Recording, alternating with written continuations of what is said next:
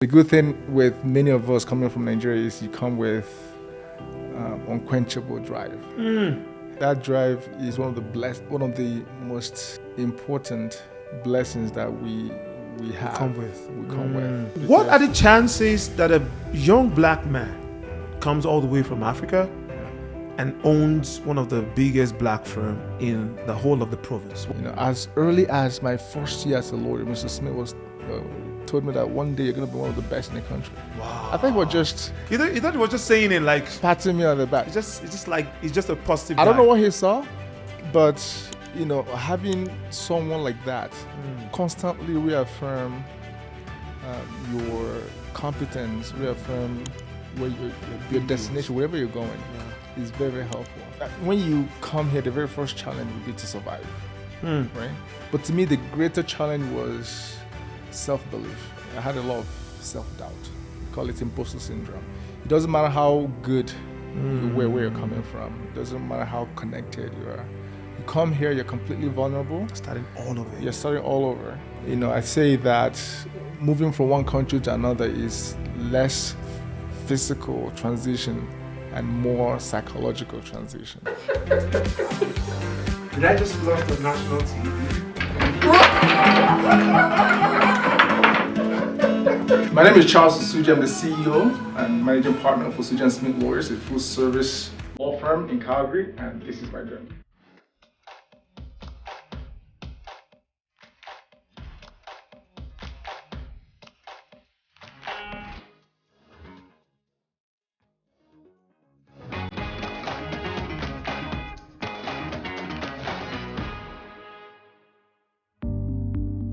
All right, welcome to another episode of the My Journey TV show, and it's with your boy Fola, still your host for the show, and I've got a big fish in the house today. And trust me when I say a big fish, this gentleman is a multi-award winning lawyer. He's the CEO of Calgary's finest. Why am I saying Calgary? Of Alberta's finest law firm. It was chosen as Calgary's top 40 under 40 and one of the top 25 most influential lawyers in Canada. He has over 45 local and national recognitions and awards in the last few years. Trust me, this dude graduated at the top of his class with a Bachelor's of Law, magna cum laude from Imo State University, started it all, right? In 2010, it was called to the Nigerian bar, and in 2014, he came over to Calgary and is running the show. Ladies and gentlemen, all around the world, if you're watching, put your hands together for no other person but Mr. Barrister. Can I call you Barrister? Yes. Barrister Charles Osuji. If I had many crowd here, I'm sure the ovation would be so loud. Welcome on the show, Mr. Thank you, Charles. Paula. Thank you. It's so good to have you here on the show. Tell us a little bit about your story, because right now we're celebrating you. You've got all these awards, and all of that. Right. But there's always, there's always something behind. There's always a journey that you've had to go through. Tell us The story when you behind started. the glory. Correct, exactly. Right, Tell us a right. little bit about that. Well, I think you've highlighted some of my journey to this, Sure. to where I am today. It all started from Nigeria, of course. Nigeria You know, big you. when you're born into a family of professionals, your dad is a teacher, and your mom is a public servant. There's so much you can. I understand that. There's how you can only deviate too far, right? I was fortunate, 7th child out of 8. My immediate older sister is older than I am with 11 years. By the time I was born, my oldest brother was done university. Are you for real? Yeah. So growing into that kind of family, just a bunch of role models all over the place. And then I moved into one of my brother's residency, Catholic priest. Oh. Yes, and he trained me like a military man. As young as 6, I believe, or 7, I had 2 options. Either I would read, I would sleep, and that was it. Wow. No cartoons, no TV. Wow. Nothing like that for many years, until I moved into boarding school, and from then I developed love for law. went into law school, came here. Let me push a little bit on Yes. that. What made you develop the love for law? By elimination. I didn't know math and science. And then the next best thing You didn't was like it. I didn't know it. Very honest with you. I didn't just understand numbers. Like, why is it 2x plus 1? Why look for X? Why? What are you looking for X for, right? It didn't connect with me. Then law was the next best thing. But I realized that law was actually my calling. But not necessarily law, but business of it, which was something I figured out much later. You know. And then my family was already here at the time, my oldest brother and some siblings. Okay. So it was natural for me to join them here in 2011. And then the journey began. The journey of survival, which is typical of many newcomers. African immigrants. You know, the very first few years, you're questioning yourself whether you've made the right decision to be here. And you're dealing with a lot of cultural complexities. That's right. Moving into a country that is culturally different from where you're coming from. But the good thing with many of us coming from Nigeria is you come with unquenchable drive. That drive supersedes every other kind of circumstances that you face. Yes, that drive is one of the most important blessings that we have. We come with. So you have that drive, and then coupled with the fact that you want to make sense of your journey, right? Especially for professionals. When I was called to the bar in 2010, and many of my friends were, going to UK, some joining firms, large firms in Lagos and all that. And you want to make sure that the decision to leave that comfort zone makes sense. Correct. So every day is a personal goal to justify the relocation. The reason for leaving. So that added to the drive that we were naturally born with. And that was it. And I had my first break when I started looking for articles, internship for lawyers. And I met with Mr. Smith. And 2 years later, I became a partner with him. And then the opportunity to buy him out came about, and I took the shot. Do you think your journey is luck, or do you think your journey is opportunity? Both. I think luck is where preparation meets opportunity. Right? That's right. If I wasn't prepared, that opportunity would have... I need to ask you this question, because you've given us a little bit of a background of the kind of discipline you had when you were growing up. Yes. And, you talked about your brother that didn't allow you to, play around. It's food and book and sleep. Sleep, yeah. And that was it. Was that a good thing, or was that a bad thing? Well, I think there's definitely a balance you can apply to that. At the time, I didn't like it. I was a kid. I wanted to have fun. I wanted to play around. But over time, what that did for me was to sharpen my need for focus. Focus. Right. I was going to say that. I cannot be distracted. I can tell you that. When you came here, what were the immediate challenges you had? I know we spoke about, the cultural shock and all of that. Right. But what were the other things? Was it easy for you to get grants, for instance? If you needed grants for your business, was it easy as a black immigrant? Was it easy for you to access all those things? Well, when you come here, the very first challenge would be to survive, right? But to me, the greater challenge was self-belief. I had a lot of self-doubt. We call it imposter syndrome. And I'm sure that many of your audience can relate with that. It doesn't matter how good you were, where you're coming from. It doesn't matter how connected you are. You come here, you're completely vulnerable. Starting all over. You're starting all over. I say that moving from one country to another is less physical transition and more psychological transition. Because you're leaving behind everything you'd worked. Every structure that you've created. Every structure that you're familiar with. Every social structure that has assisted you in growing. At home, the fact that you have uncles and aunts that can come to your aid if anything happened, alone was enough to push you to go further. But here, completely different. So the bills are not waiting. And the bills are not waiting. So you need to reinvent yourself. And I was in that phase for 2-3 years. I remember when I started with the firm, I I thought I wasn't good enough. I thought I wouldn't be able to compete, you know. But I was lucky. I had a few mentors who could see further than I could see. You could. And these were the people that could see the focus, they could see this discipline, you know. They made sense of me working 14, 15 hours every day. And they kept telling me and reaffirming that if I continued the way I was going, you know, the future was very bright. Was very bright. So that was very important for me. You know, anytime I had self-doubt, I would go back to that, you know, to that zone of affirmation from the mentors, and especially Mr. Smith.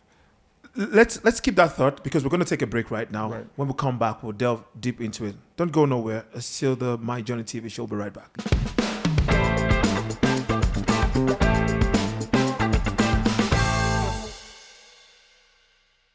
We were talking a little bit about the importance of mentors. You know, we're talking a little bit about, before we took the break, about how important it is to have the affirmation in the drive that you have, someone pushing you on and say, you can do it. Right. Just give us more idea about how that really helped you to survive in a foreign land, if I could put Absolutely. it So I had my first staff appreciation party for my staff yesterday. Wow. And I had Mr. Smith he was around in the building, and I spoke to the psychological push that he gave me without even knowing it. You know, when you come to a foreign country, you want someone to tell you that I see you. You're good enough. You can compete. You can survive. You can get ahead.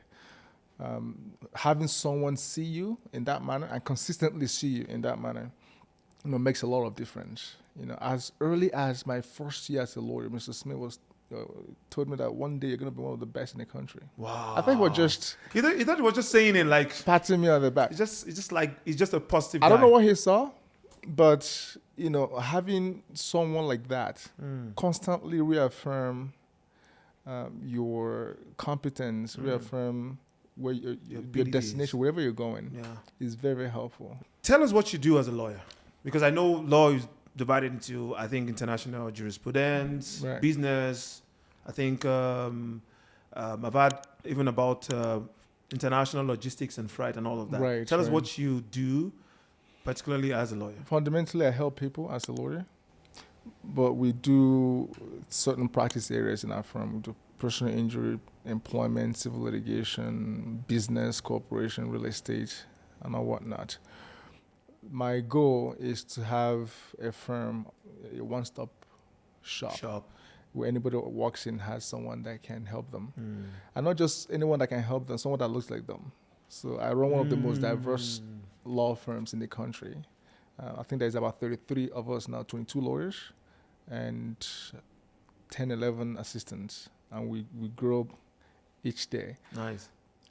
And in my firm, we have about 15 major languages spoken by different professionals. So what I'm doing is to create a platform where people can come in and they have someone across the table that looks like them, can understand the nuances of their journey, understand where they're coming from. That represent the growing diverse society that we live in right now. Exactly. I'll give an example. One of my clients fired a lawyer because the Caucasian lawyer didn't understand why she would not file for divorce. She's been separated from the spouse. Okay. But culturally, she wouldn't want to be the one to initiate the divorce. And this lawyer didn't understand it. You know, you're separated. Why are you taking so long? Just file for divorce. You know, it's important in terms of access to justice for folks to be talking to people that get them, especially in the legal space. You know, law is quite a very sensitive space, and you want someone that really digs in and understands the nuances of your culture and where you come from.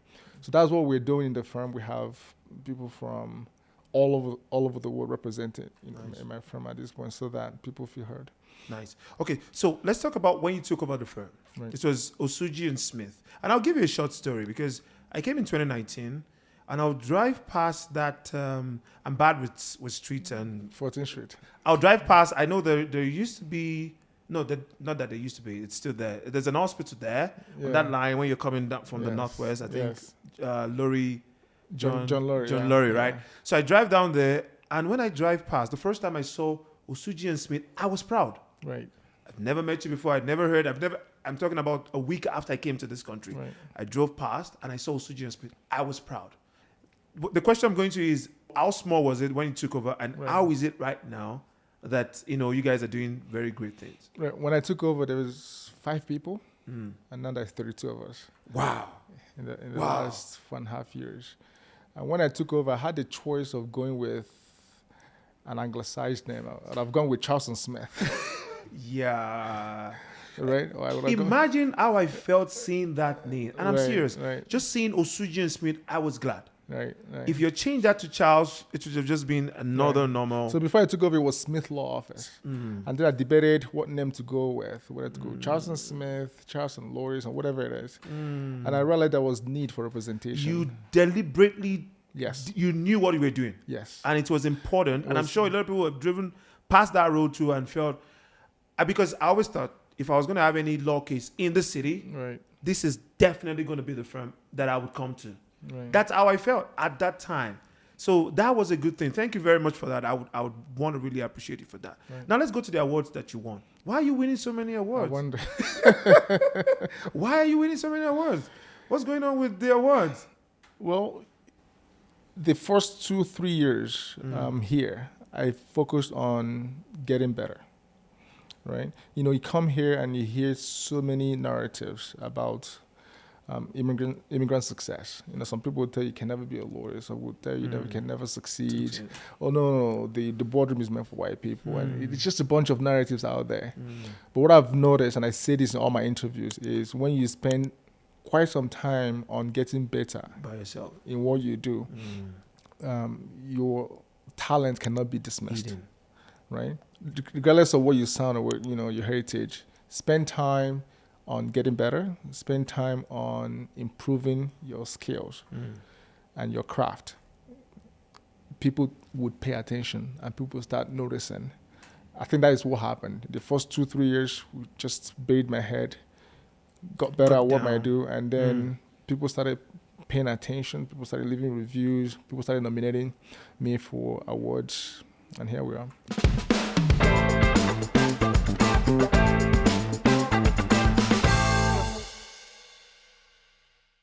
Welcome back to the My Journey TV show, and it's still Fola here with Mr. Charles, the ever brilliant and handsome young man here in Canada. All right, so let's just talk a little bit more about the reason why people that look like me, we have no space for error. Why that? Why so? The reality is, given the way we look, or where we come from, you have to build credibility on a daily basis. And some kind of story precedes us. Yeah, because there's narratives out there, right? Which is unfortunate.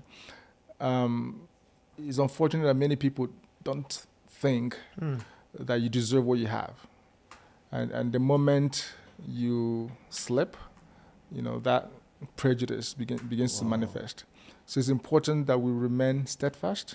It's important that we continue to hold forth in terms of our competence, in terms of our credibility, in terms of our integrity.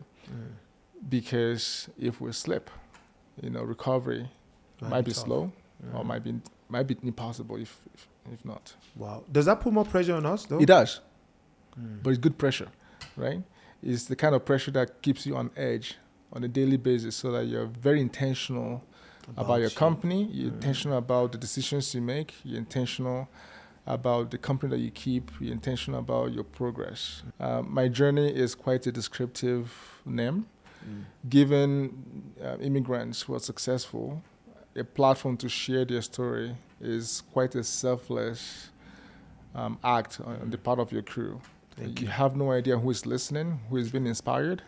You have no idea whose life is changing based on these stories that we're telling. So thank you for the platform. Thank you so much. And on that note, keep looking at this platform because we want to bring you more things. But we're going to the next one now, the next segment, and it's the games. And don't go away because I'm very competitive. And I'm sure Mr. Charles is very competitive. Stay tuned and we'll be right back.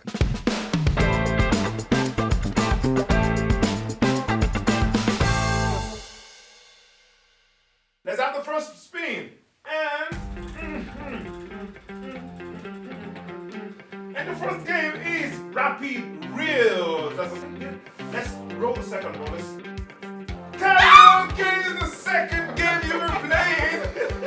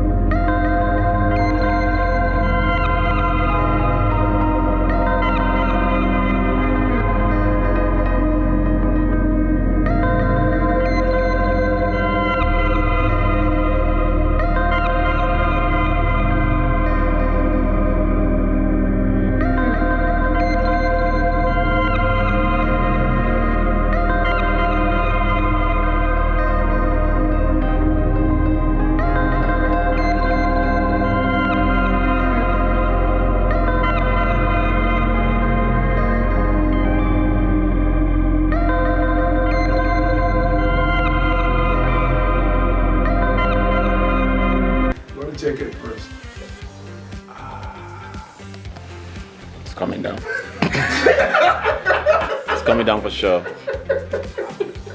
Did I just lost on national TV?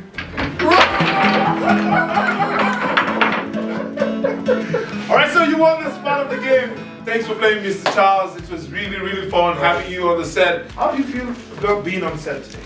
Wonderful, and thanks for the platform. Yeah, appreciate it. Thanks so much. We've got something really special for you. Let me just grab it right here. And this is from the My TV crew. Wonderful. I just want to say thank you so much for coming on the show. And anytime we call you, we hope you'll be coming back. Yes. Thank you so much. Stay tuned. Don't go nowhere. When we come back next time, we're going to be having more guests and more games and more interviews. It's My Journey TV show. We love you guys. Stay tuned.